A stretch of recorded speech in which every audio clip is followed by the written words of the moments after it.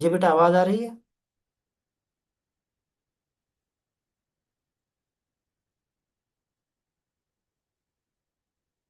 मेरी आवाज आ रही है बेटा?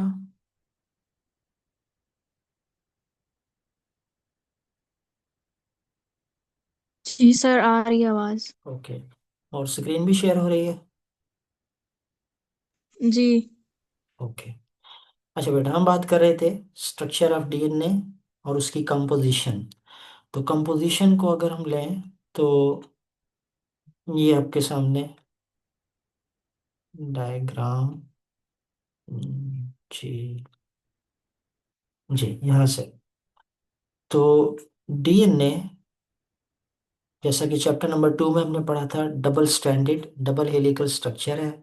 और इसका अगर कह लें डायमीटर लिया जाए तो ये 2 नैनोमीटर है। ये चैप्टर नंबर 2 में बात मौजूद है। यानी इन दो स्ट्रैंड्स का आपस में फासला और ये जो इसकी डायमीटर है ये 2 नैनोमीटर का हुआ करता है। रिपीट भी आगे चलकर इसी चैप्टर में होगा। स्ट्रक्चर, ये डीएनए डबल हेलिकल स्ट्रक्चर, ये फाइबर। अब इस फाइबर को अगर हम यानी जूम आउट करें तो फिर ये हमें एक धागे की तरह नजर आएगा। ये एक धागा है ब्लू कलर का। ठीक है। यानी ये जो ब्लू कलर का धागा है ये दरअसल ये डबल स्ट्रैंडेड डीएनए मॉलिक्यूल है। जो अभी हम बात कर रहे थे कि एक क्रोमोसोम के अंदर एक डीएनए का लॉन्ग फाइबर है। तो ये लॉन्ग फाइबर किस तरह है? ये लॉन्ग फाइबर क्वाइल करता है 8 molecules of histone protein. Histone protein के 8 मॉलिक्यूल को ये इस तरह सराउंड करके रैप करके आगे फिर आगे चलता है। तो फिर 8 हिस्टोन मॉलिक्यूल्स को इस तरह से रैप करेगा और फिर आगे चल पड़ेगा। अब इन ये जो स्ट्रक्चर है DNA plus histone molecule, histone are protein, तो इसे कहा जाता है न्यूक्लियोसोम। ठीक है। तो न्यूक्लियोसोम इज द कलेक्शन और combination of DNA wrapped over 8 histone molecules. ठीक है।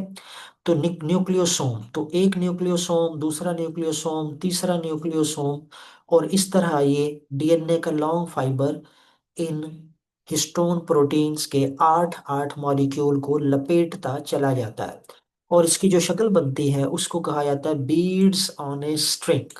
बीड्स ऑन ए स्ट्रिंग, ये बुक के अंदर देखें तो ये टॉप लेफ्ट कॉर्नर पे ये आपको नजर आ रहा है 124 के नीचे, स्ट्रिंग ऑफ बीड्स। तो ये जो लॉन्ग फाइबर है जिसको अभी कहा गया कि तकरीबन 5 सेंटीमीटर लॉन्ग है, ये दरअसल छोटी सी जगह में कैसे समाया है? ये छोटी सी जगह में दरअसल कॉइल होकर छोटी सी जगह में सिमट गया है।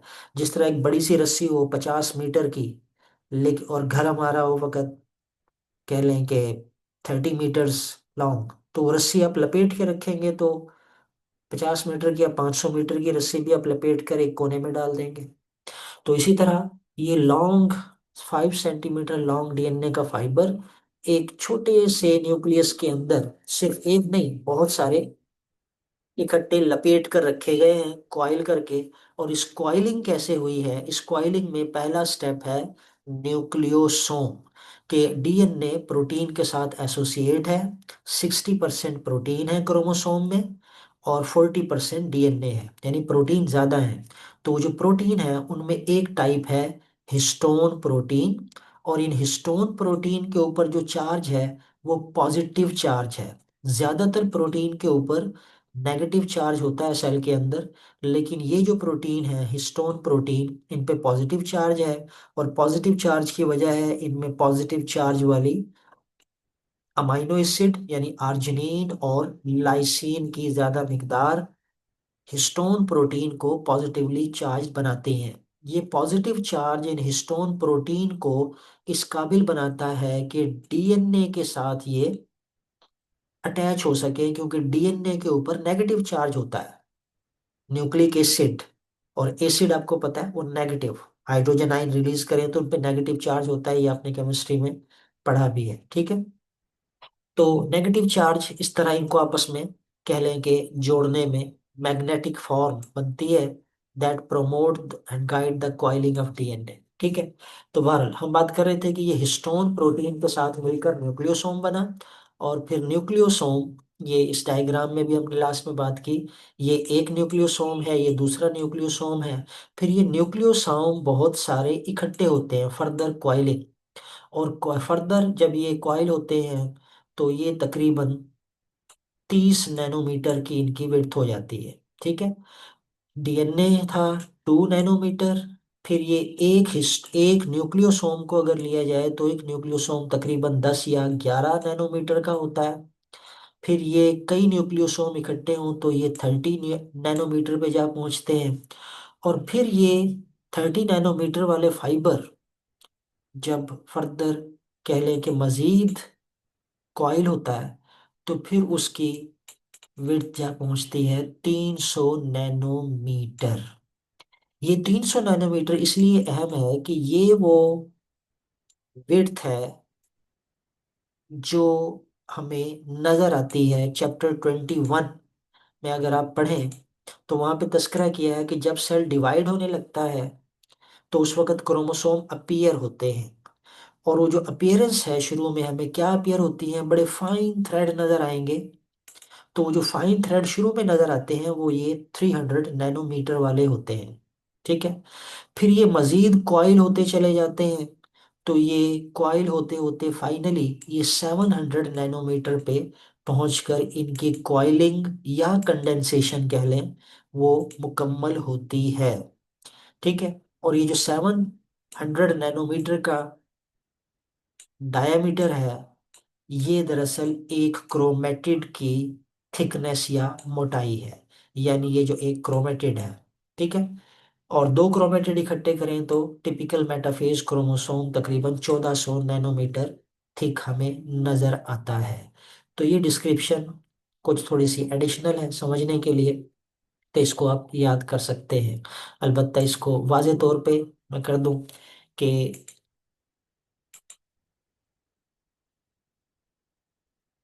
बेटा आप ये लेट आने वाले जो हैं इनको बार बार एडमिट करना बड़ा मसला है। अच्छा। तो डीएनए का डबल हेलिक्स, ये फाइबर कॉइल हुआ 8 हिस्टोन प्रोटीन्स के ऊपर, उसे ऑक्टामर, ऑक्टा का मतलब 8। इन 8 हिस्टोन के बाद यहाँ जो ऑब्जर्व करने की चीज है इम्पोर्टेंट, वो क्या है कि यहाँ पर ये आपको एक मॉलिक्यूल नजर आ रहा है। अब इस मॉलिक्यूल ये है हिस्टोन 1। हिस्टोन 1 का काम क्या है? अगर आप किसी धागे को किसी बॉल के ऊपर लपेटें, जिस तरह ये बॉल नजर आ रही है, तो उसके खुलने का इम्कान होता है। लेकिन अगर आप उस धागे को, उस रस्सी को एक गिरा दे दें या कोई क्लिप लगा दें तो फिर खुलने का इम्कान कम होता है। ये बेटा बात फॉलो कर रहे हैं?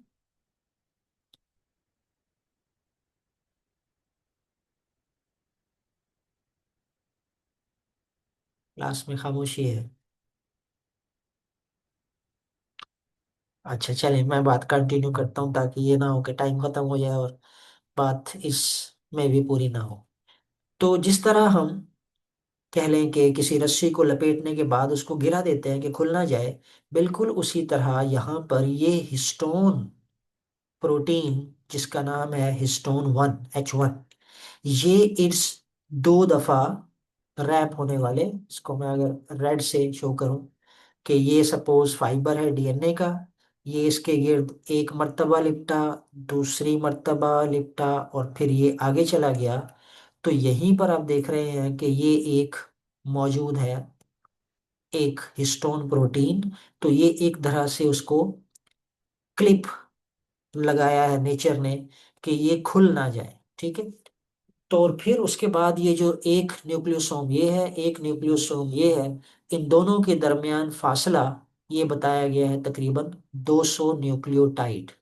तो 200 न्यूक्लियोटाइड के बाद हमें न्यूक्लियोसोम रिपीट होते नजर आते हैं।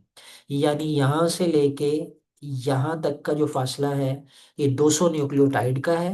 हर 200 न्यूक्लियोटाइड के बाद डीएनए हमें रैप करता नजर आता है 8 मॉलिक्यूल्स ऑफ हिस्टोन को, और फिर ये रैप करके आगे चलता है तो H1 इसको लॉक कर देता है, और फिर 200 न्यूक्लियोटाइड के बाद एक और न्यूक्लियोसोम बनेगा।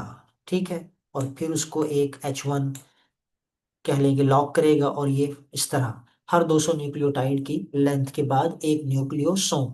अच्छा, यहाँ पे जो ग्रीन आपको प्रोटीन नजर आ रही हैं, ये हिस्टोन प्रोटीन नहीं है, इन्हें कहते हैं नॉन हिस्टोन प्रोटीन। यानी ये ना समझा जाए कि सिर्फ हिस्टोन प्रोटीन डीएनए के साथ होती हैं। नॉन हिस्टोन प्रोटीन जो हिस्टोन के अलावा है, ये अटैच होती हैं इस दरमियान के डीएनए को, और इस दरमियान के डीएनए को कहते हैं लिंकर डीएनए। यानी लिंक कैसे, कि ये दो हिस्टोन को आपस में लिंक करने वाला डीएनए है।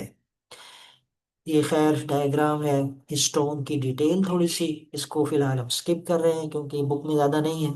लेकिन ये चीज़ ध्यान में रखें, एक न्यूक्लियोसोम के अंदर 8 मॉलिक्यूल है। ये 8 मॉलिक्यूल यहाँ पे इस डायग्राम में आप ऑब्जर्व कर सकते हैं कि एक बॉल, दूसरी बॉल, तीसरी बॉल, और 8 प्रोटीन के मॉलिक्यूल्स हैं, जिनके गिर्द डीएनए का फाइबर 2 मरतबा कॉइल होता है। ठीक है, और दरमियान में जो डीएनए है जो कॉइल नहीं है, वो कहलाता है लिंकर डीएनए। तो दो न्यूक्लियोसोम आपके सामने हैं। तो long thread of DNA is coiled around so many nucleosome. ठीक है, और फिर ये न्यूक्लियोसोम का एक कह लें कि पूरा ये जो स्ट्रक्चर आपको नजर आ रहा है, ये अब इसकी आ गई डायमीटर 30 नैनोमीटर, यानी फर्दर कॉइलिंग। और फिर ये फर्दर कॉइलिंग और आगे चलें, यानी इसको ही अगर हम मजीद लेके चले आगे, तो ये हमें यूं नजर आएगा ये। ठीक है, अब ये 30 नैनोमीटर वाला फाइबर था, और ये फाइबर फिर एक बना रहा है रेडियल लूप। अब ये लूप की शक्ल में ये किसके साथ अटैच हुआ, ये जो जिसके साथ अटैच है ये एक और प्रोटीन है, स्कैफोल्ड प्रोटीन। यानी यहाँ पे मुख्तलिफ किस्म की प्रोटीन है। स्कैफोल्ड का मीनिंग दरअसल समझाना था, इसलिए डायग्राम भी सामने रखी है कि जो कॉइलिंग है, उस कॉइलिंग के अंदर प्रोटीन स्कैफोल्ड का काम करती हैं। अब स्कैफोल्ड किसे कहते हैं, अगर आपको चैप्टर 16 याद हो, तो वहां पे हमने बात की थी थिग्मोट्रोपिज्म। थिग्मोट्रोपिज्म याद है किसी को?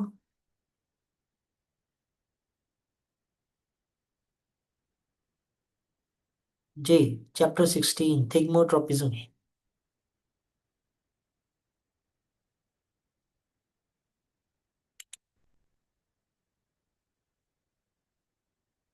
अक्सा इमरान, बेटा आवाज आ रही है?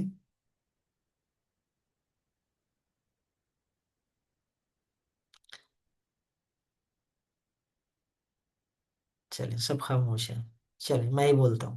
बेटा, थिग्मोट्रोपिज्म के अंदर ये था कि हमने कहा था कि जो बेलें होती हैं, उन बेलों के टेंड्रिल, उनको जहां भी कोई धागा, कोई रस्सी, कोई पत्थर मिलता है, वो उसके गिर्द लिपट जाती हैं। तो अगर हम ये किसी अंगूर की बेल को या किसी फूलों वाली बेल को एक शेप बना दें, धागे की या किसी भी शेप की, ये कह लें कि सुराही की शक्ल ही उसको बना के दे दें वायर के जरिए से, तो वो जो बेल ओवरऑल उसकी शक्ल बनेगी, वो एक सुराही की शक्ल ही बन जाएगी। तो वो जो हमने एक नेटवर्क बना के दिया, एक जाल बना के दिया, उस जाल के फाइबर को कहते हैं स्कैफोल्ड।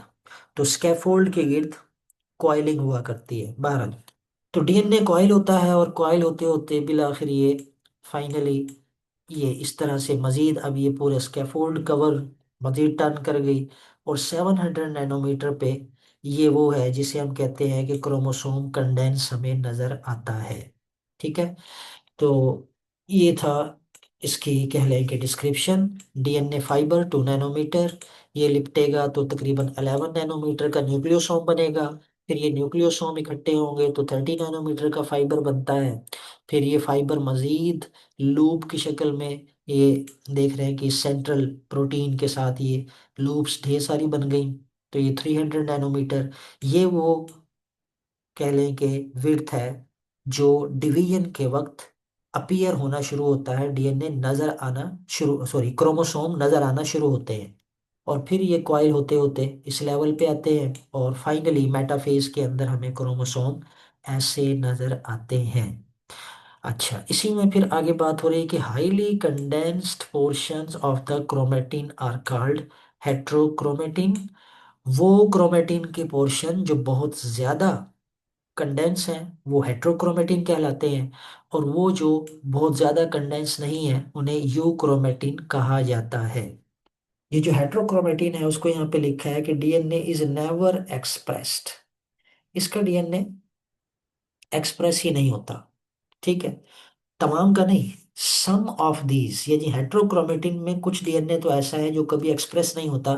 और एक्सप्रेस नहीं होने का मतलब ये है कि वहां पे जीन नहीं है, क्योंकि जीन होते तो कभी तो एक्सप्रेस होते। ठीक है, तो हेट्रोक्रोमेटिन में जीन्स कम पाए जाते हैं, यूक्रोमेटिन में जीन ज्यादा होते हैं, जिसके नतीजे में यूक्रोमेटिन आमतौर पे, या यूं कह लें कि यूक्रोमेटिन के जो जीन है वो एक्सप्रेस होते रहते हैं। अब ये जरा यहाँ पे नजर डाल लें मुख्तसरन के कॉम्पैक्शन, डीएनए कॉम्पैक्ट हुआ क्रोमेटिन। चैप्टर 4 अगर आपको याद हो तो चैप्टर 4 में एक टर्म इस्तेमाल हुई थी क्रोमेटिन नेटवर्क की। तो सेल के अगर हम न्यूक्लियस में जाएं तो न्यूक्लियस में हमें जो क्रोमेटिन फाइबर है वो एक नेटवर्क, ये एक नेटवर्क आपके सामने है, यानी ये फाइबर देख रहे हैं कि ये इस तरह से फैला हुआ है। ठीक है, तो ये फाइबर, लेकिन यहाँ पर आकर ये देख रहे हैं कि ये कंडेंस हो गया कॉइल, फिर ये यहाँ पर इस तरह से खुला पड़ा है, और फिर यहाँ पे आकर ये फिर कॉइल आपको नजर आ रहा है। तो अगर आप फॉलो कर रहे हैं साथ साथ इस मेरे पॉइंटर को, तो ये जो खुला हुआ पोर्शन है ये है यू क्रोमेटिन, जहाँ पे क्रोमेटिन अवेलेबल है किसके लिए, ट्रांसक्रिप्शन के लिए, यानी ये जीन ट्रांसक्राइब होंगे तो एक्सप्रेस भी होंगे।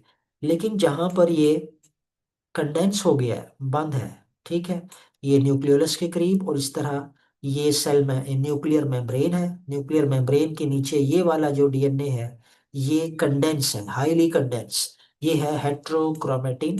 तो हेट्रोक्रोमेटिन के कुछ पोर्शन तो बिल्कुल ही कभी एक्सप्रेस नहीं होते, मतलब उनमें जीन नहीं होते, इनके अंदर जीन कम पाए जाते हैं जो किसी खास वक्त पे, डेवलपमेंट के वक्त या कहीं बहुत ज़रूरी हो तो वहाँ पे एक्सप्रेस हो सकते हैं। जनरली इसे कहा जाता है कि ये पोर्शन कंडेंस ही रहता है, अवेलेबल नहीं होता एक्सप्रेशन के लिए। तो chromatin fibre with in the nucleus हमें इस तरह नजर आएगा क्रोमेटिन नेटवर्क की शक्ल में, और उसकी दो फॉर्म नजर आएंगी, हाईली कंडेंस पोर्शन हेट्रोक्रोमेटिन, और यू क्रोमेटिन वो है जो हाईली कंडेंस नहीं है, और यू क्रोमेटिन अवेलेबल है, यहाँ पर शो किया है कि ये देखें इसके साथ ट्रांसक्रिप्शन फैक्टर अटैच होकर इसको ट्रांसक्राइब भी कर रहे हैं।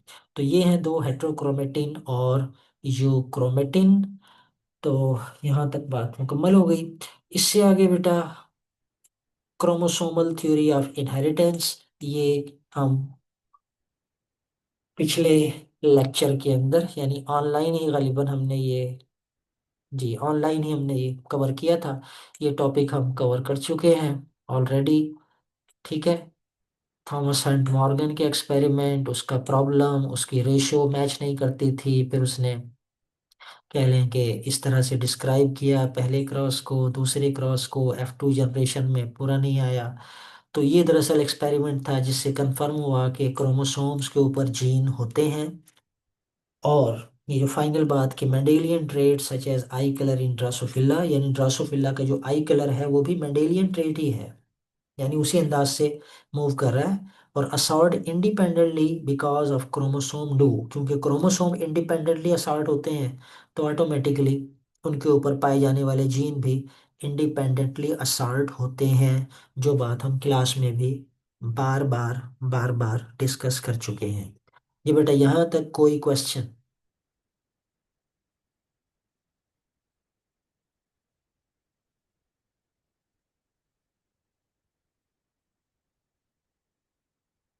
अच्छा, चलिए कोई क्वेश्चन पैदा हो तो इसको रिपीट करके देख लीजिएगा।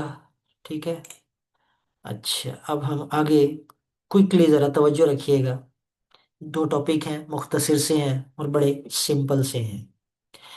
DNA as hereditary material. अब पिछले जो टॉपिक हमने जो पहले पढ़ चुके थे क्रोमोसोमल थ्योरी, उसके अंदर बात ये हुई थी कि मेंडल ने कहा था इक्वल कंट्रीब्यूशन। जब एग और स्पर्म को देखा जाए तो एग और स्पर्म में साइटोप्लाज्म बराबर नहीं होता, इसका मतलब है कि साइटोप्लाज्म वो हेरिडिटरी मटेरियल नहीं है, न्यूक्लियस को लिया गया, न्यूक्लियस के अंदर क्या है, न्यूक्लियस में क्रोमोसोम नजर आए, तो क्रोमोसोम को कहा गया कि ये है हेरिडिटरी मटेरियल। अब क्रोमोसोम को स्टडी किया कंपोजिशन, तो पता चला कि उसमें डीएनए भी है और प्रोटीन भी है। अब सवाल ये पैदा हुआ कि डीएनए हेरिडिटरी मटेरियल है या प्रोटीन।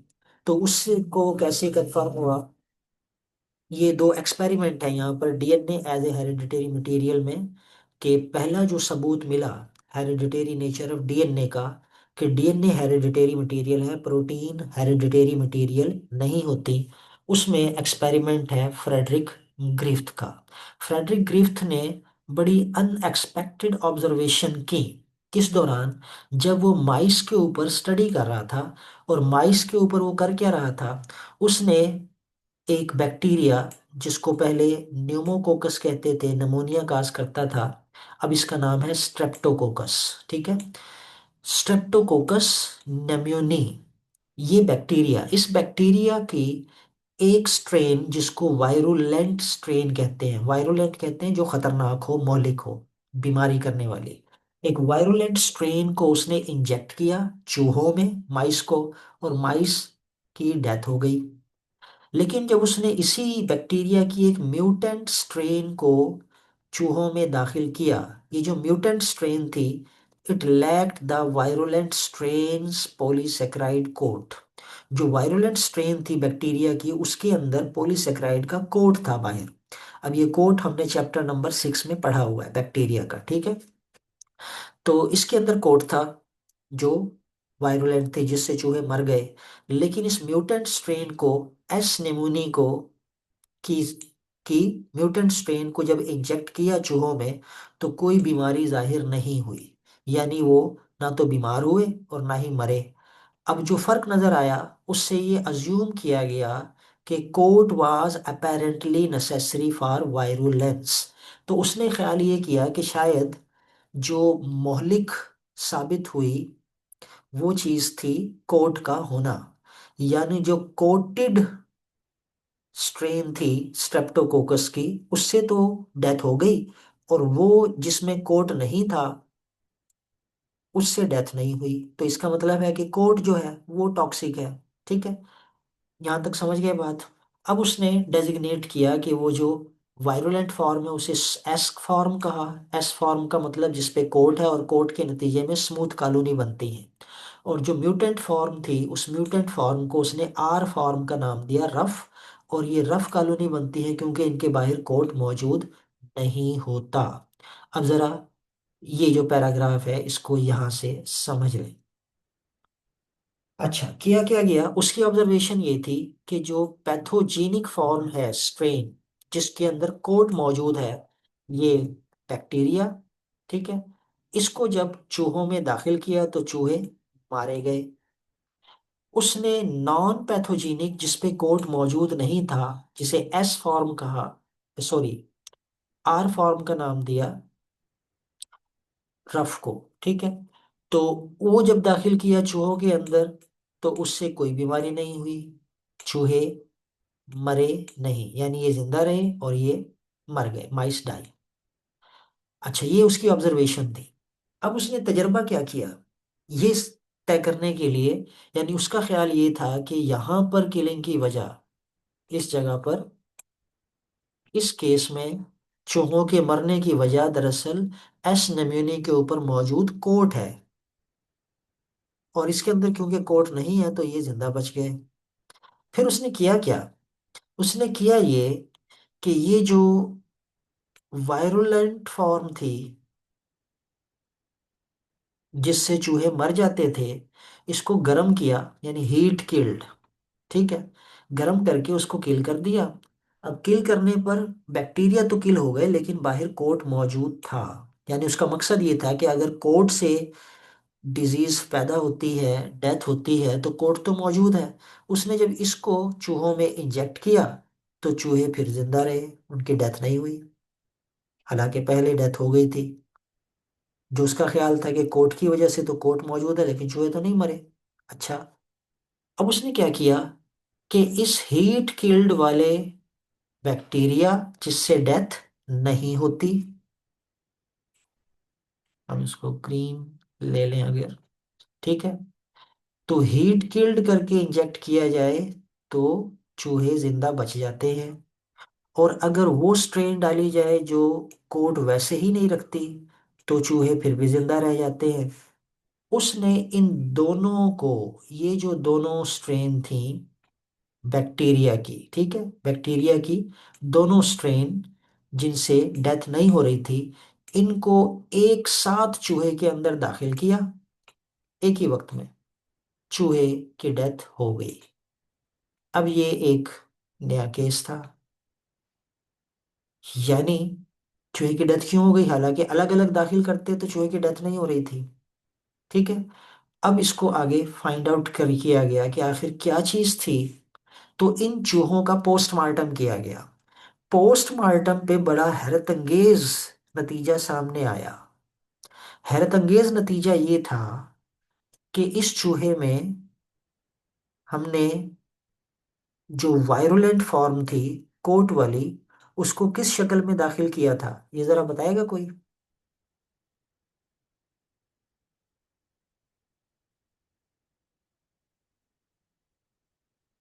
वो वायरुलेंट बैक्टीरिया जो डेथ काज कर रहा था इस केस में, इसी वायरुलेंट बैक्टीरिया को दाखिल किया गया यहाँ पे, किस शक्ल में। जी बेटा।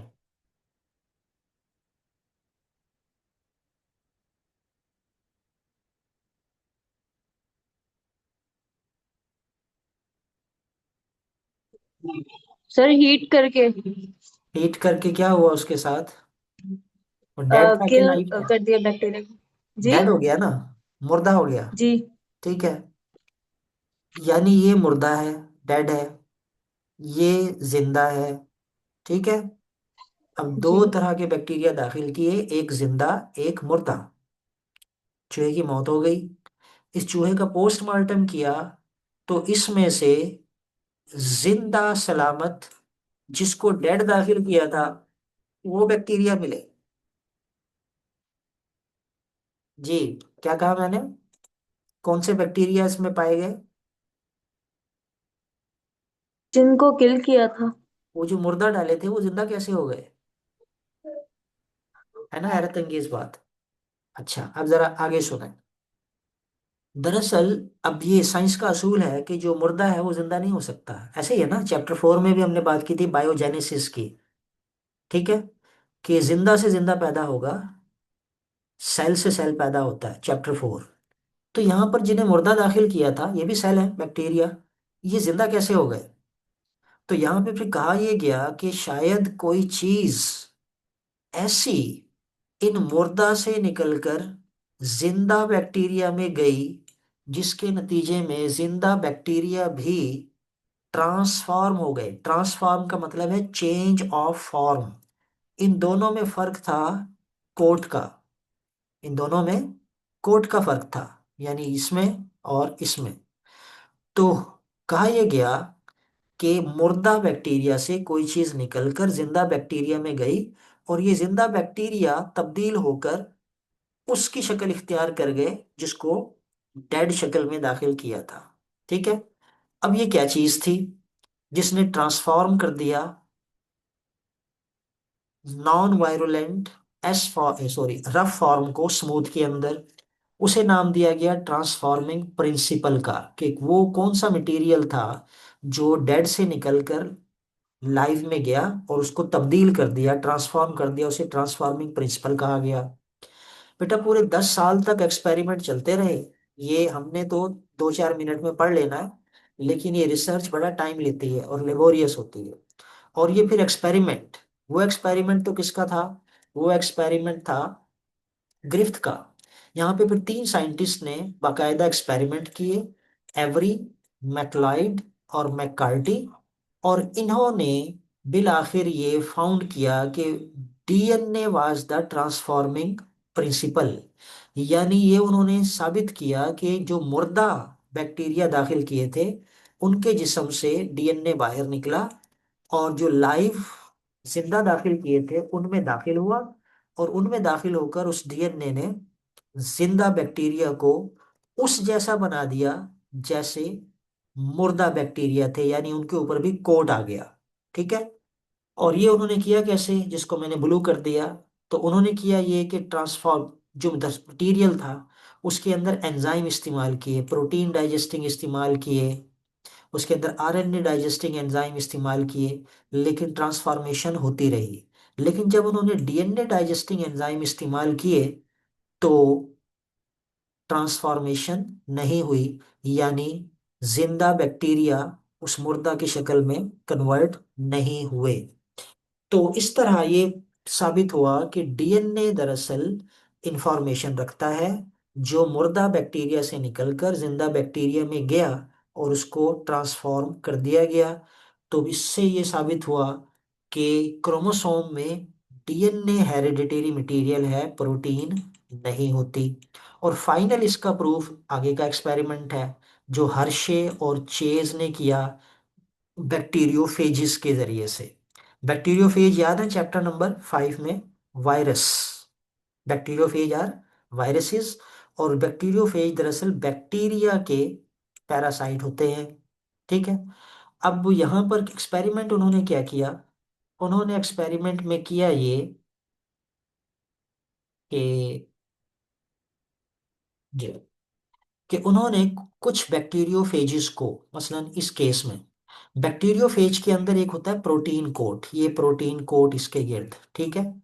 इस प्रोटीन कोट को रेडियो एक्टिव लेबल कर दिया, रेडियो एक्टिव सल्फर के साथ। सल्फर वैसे तो होती है 32, जो रेडियो एक्टिव होती है वो 35 होती है। और रेडियो एक्टिव जो एलिमेंट होता है वो फिर रेडियो एक्टिविटी रिलीज करता है, जिसको हम चेक कर सकते हैं। तो उन्होंने, और ये S35, S sulphur, sulphur protein में होता है। तो इस कोट को उसने रेडियो एक्टिव प्रोटीन से कह लें कि लेबल किया, और फिर इनको बैक्टीरिया के ऊपर छोड़ दिया। ये बैक्टीरिया के अंदर दाखिल हुए, बैक्टीरिया के अंदर इन्होंने मल्टीप्लाई किया। पूरा लाइफ साइकिल आप चैप्टर 35 में पढ़ चुके हैं। तो फिर चेक किया कि वो सल्फर कहाँ गया जो रेडियो एक्टिव दाखिल किया था। तो पता चला कि रेडियो एक्टिविटी हमें मीडियम में मिली। मीडियम यानी बैक्टीरिया के अंदर नहीं, बैक्टीरिया से बाहर। और हम पढ़ चुके हैं चैप्टर 5 में कि बैक्टीरियोफेज का प्रोटीन कोट बाहर रह जाता है और सिर्फ डीएनए अंदर जाता है। इसका मतलब है कि जो अंदर बैक्टीरिया के अंदर वायरस पैदा हुए वो डीएनए के बिहाफ पे पैदा हुए, प्रोटीन के बिहाफ पे नहीं हुए। इसका मतलब है कि प्रोटीन में हेरिडिटरी इंफॉर्मेशन नहीं होती। अच्छा, दूसरे मजीद उन्होंने एक्सपेरिमेंट आगे कैरी किए कंफर्मेशन के लिए, यानी एक और जो एक्सपेरिमेंट की सीरीज उन्होंने बनाई कंफर्म करने के लिए। उसमें उन्होंने ये किया कि बैक्टीरियोफेज लिए और इनमें जो डीएनए मौजूद था उस डीएनए को लेबल किया फास्फोरस 32 के साथ। फास्फोरस गालिबन 30 होता है, जो यानी कि आइसोटोप नहीं होता रेडियो एक्टिव। तो 32 के साथ इसको लेबल कर दिया डीएनए को। फिर इनको बैक्टीरिया के ऊपर ग्रो किया गया। तो बैक्टीरिया में ग्रो करने के बाद ये चेक किया कि रेडियो एक्टिविटी कहाँ पर है। तो radioactivity was found in the bacterial cell. इसका मतलब है कि हेरिडिटरी इंफॉर्मेशन जिससे अगली नस्ल पैदा हुई वो दरअसल डीएनए है। प्रोटीन जो बाहर रह गई उनमें कोई इंफॉर्मेशन नहीं थी। तो इस तरह आहिस्ता आहिस्ता कि आखिर हेरिडिटरी मटेरियल है कौन, ये कंफर्म हुआ कि DNA is the hereditary material. पहले इक्वल अमाउंट, साइटोप्लाज्म इक्वल नहीं होता, न्यूक्लियस, न्यूक्लियस में क्या होता है, क्रोमोसोम, क्रोमोसोम पे तो प्रोटीन और डीएनए दोनों होते हैं। तो प्रोटीन हेरिडिटरी है या डीएनए। तो इन एक्सपेरिमेंट ने कंफर्म कर दिया कि प्रोटीन्स हेरिडिटरी इंफॉर्मेशन नहीं रखती, अगरचे वो क्रोमोसोम का हिस्सा है, लेकिन DNA is the hereditary material. और वो फैक्टर जिसको मेंडल ने फैक्टर कहा था, वो जीन जिनको हम कहते हैं यूनिट ऑफ इनहेरिटेंस, वो जीन दरअसल डीएनए का पार्ट होते हैं या डीएनए से बने होते हैं। तो ये था बेटा आज का लेक्चर, ये हमारा टॉपिक कंप्लीट हो गया। कल इंशाल्लाह हम केमिकल नेचर ऑफ डीएनए जो चैप्टर 2 में भी था उसको स्टार्ट करेंगे। अभी कोई क्वेश्चन बेटा?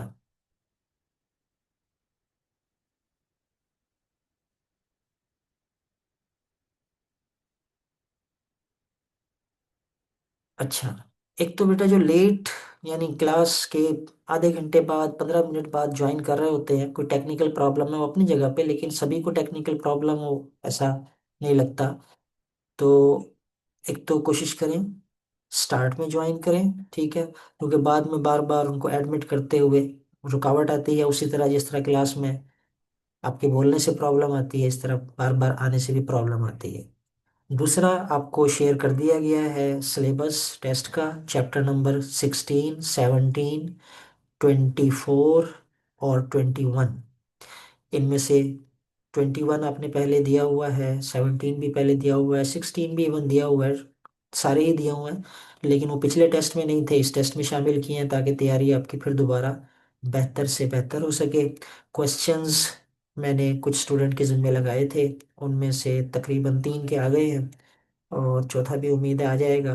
फिज़ा शाहिद अगर सुन रही हैं तो उनको मैंने मैसेज किया था, शायद जवाब उन्होंने दिया हो, तो एक चैप्टर उनके ज़िम्मे है। बाकी 3 चैप्टर के शॉर्ट क्वेश्चन आ चुके हैं।